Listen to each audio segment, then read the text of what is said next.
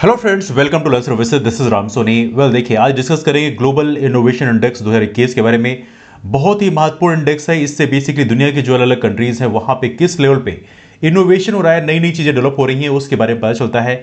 भारत ने यहाँ पे काफी बढ़िया परफॉर्मेंस किया है। हमारी रैंक हो गई है 46 रैंक। इसमें कौन कौन से पैरामीटर है उसके बारे में जानेंगे, लेकिन सबसे महत्वपूर्ण है भारत का अपना खुद का भी इंडिया इनोवेशन इंडेक्स है, जो कि नीति आयोग के द्वारा जारी किया जाता है। उसके बारे में भी चर्चा करेंगे। चलिए शुरू करते हैं डिस्कशन को।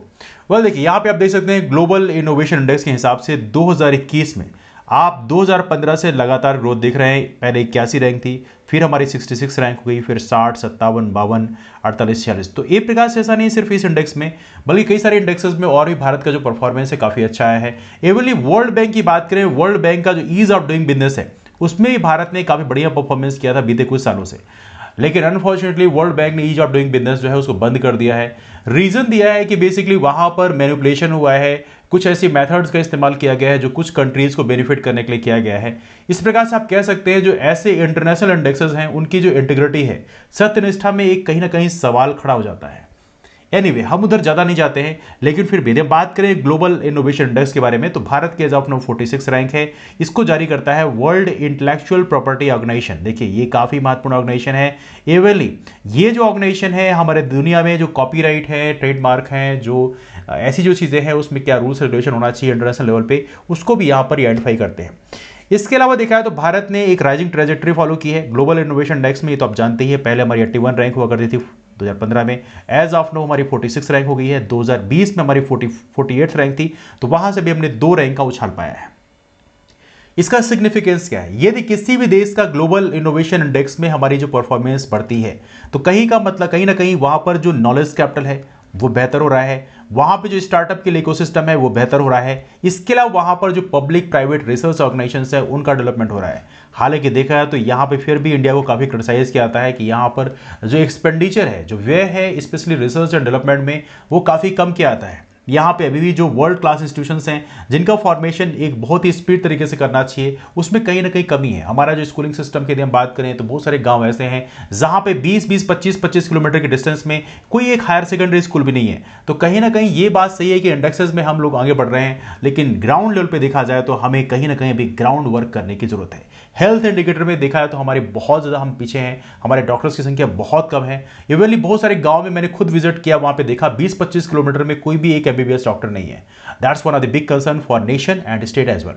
Now साइंटिफिक डिपार्टमेंट की बात करें जहां पे परफॉर्मेंस किया, जिसमें डिपार्टमेंट ऑफ एटॉमिक एनर्जी देखिए कंप्लीटली गवर्नमेंट ओन्ड है, डिपार्टमेंट ऑफ साइंस टेक्नोलॉजी है, डिपार्टमेंट ऑफ बायोटेक्नोलॉजी है, डिपार्टमेंट ऑफ स्पेस है। ये सारे ऑर्गेनाइजेशन ने बहुत ही पिवोटल रोल प्ले किए हैं। अब देखिए, सभी ऑर्गेनाइजेशन में जाकर यहां पर इंडेक्स के लिए डाटा कलेक्ट नहीं किया था, लेकिन जो ये प्रीमियर ऑर्गेनाइजेशन होते हैं वहीं पर डाटा कलेक्ट किया जाता है। तो हम सारी चीजों को प्राइवेटाइज कर रहे हैं। आने वाले कल में सारी चीजें प्राइवेटाइज हो जाएंगी और सारी चीजें बिजनेस मॉडल पे बेस्ड हो जाएंगी, मतलब प्रॉफिट मोटिव पे हो जाएंगी।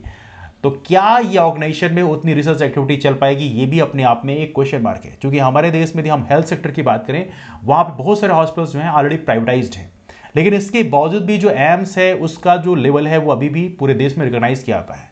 प्राइवेट ऑर्गेनाइजेशन अभी भी उस लेवल के डेवलप नहीं हो पाए हैं।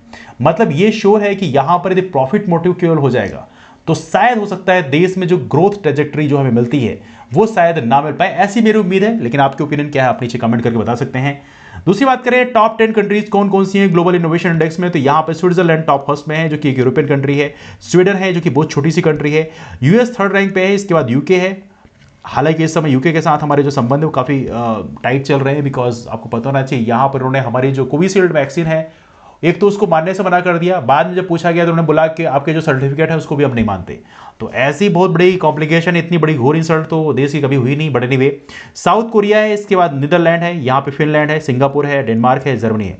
तो majority of the countries European union की ही हैं। तो आप देख सकते हैं कुछ कंट्रीज, सिंगापुर की बात करिए एशियन कंट्री हो गई, यूएस जो है ना, यूएस तो यूरोप अमेरिकन कंट्री है। ग्लोबल इनोवेशन इंडेक्स की बात करें तो ये एक एनुअल रैंकिंग जारी की जाती है किसी भी कंट्री की जो इनोवेशन है या उसमें जो डेवलपमेंट उन्होंने किए, ये पब्लिश करता है कॉर्नेल यूनिवर्सिटी, इनसीड और वर्ल्ड इंटेलेक्चुअल प्रॉपर्टी ऑर्गेनाइजेशन। आपको पता होना चाहिए वर्ल्ड इंटेलेक्चुअल प्रॉपर्टी ऑर्गेनाइजेशन के नाम से आप जानते हैं, लेकिन ग्लोबल इनोवेशन इंडेक्स में ये 3 ऑर्गेनाइजेशन साथ में मिलकर काम करते हैं। कॉर्नेल यूनिवर्सिटी, इनसीड और वर्ल्ड इंटेलेक्चुअल प्रॉपर्टी ऑर्गेनाइजेशन, ये तीनों मिलकर बेसिकली डिसाइड करते हैं क्या होगा, मतलब दे स्टडी टुगेदर।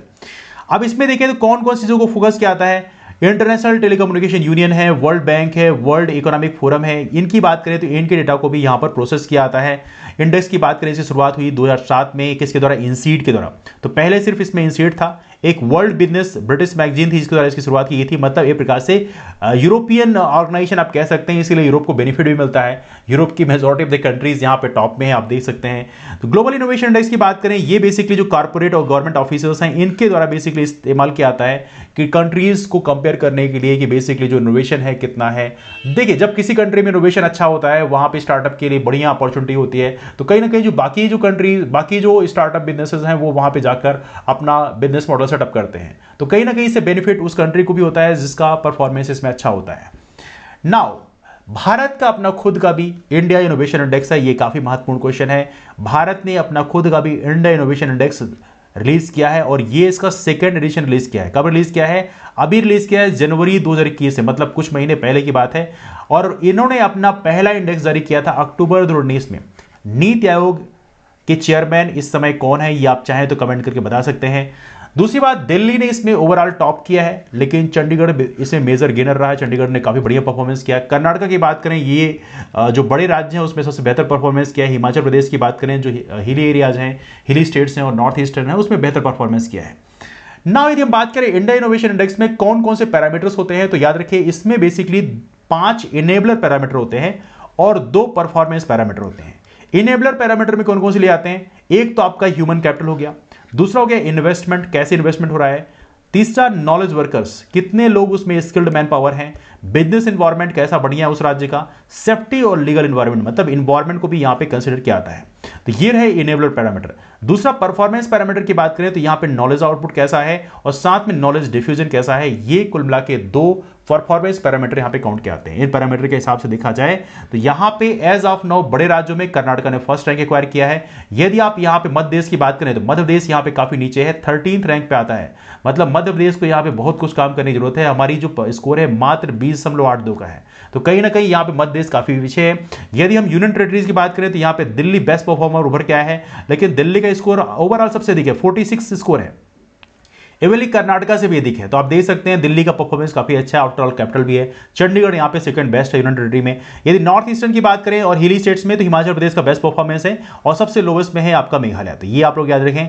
यदि मेजर स्टेट में देखें तो बिहार का सबसे लोवेस्ट परफॉर्मेंस है, तो ये कहीं ना कहीं बिहार के लिए बड़ा कंसर्न क्रिएट करता है। तो ये रहा हमारा डिस्कशन इस इनोवेशन इंडेक्स के बारे में। एक तो हमने जान लिया इंडिया इनोवेशन इंडेक्स जिसको नीति आयोग जारी करता है, ग्लोबल इनोवेशन इंडेक्स जिसमें सबसे महत्वपूर्ण world intellectual property organisation, Cornell university का भी रोल है, लेकिन वर्ल्ड इंटेलेक्चुअल प्रॉपर्टी ऑर्गेनाइजेशन जो मेन ऑर्गेनाइजेशन है जिसको रिलीज करता है।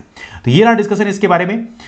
नाउ इसके अलावा आप लोगों के लिए बैच कोर्सेज लॉन्च किए हैं यूपीएससी या स्टेट सिविल सर्विसेज के लिए, तो आप इसे ज्वाइन कर सकते हैं। ज्वाइन करने के लिए इस दिए गए नंबर पर कॉल कर सकते हैं। इसके अलावा हमारा लर्न सर्विसेज नाम का टेलीग्राम ग्रुप ज्वाइन कर सकते हैं। यहाँ पे हमारे क्लासेस की इन्फॉर्मेशन शेयर की आती है, तो इसके माध्यम से भी आप हमसे जुड़ सकते हैं। मुलाकात करते हैं आप लोग फिर। वीडियो पसंद आया लाइक कर दीजिए, यार दोस्तों को शेयर कर दीजिए और हाँ चैनल को सब्सक्राइब नहीं किया देन डू सब्सक्राइब चैनल। मिलते हैं फिर, तब तक बाय एंड टेक केयर।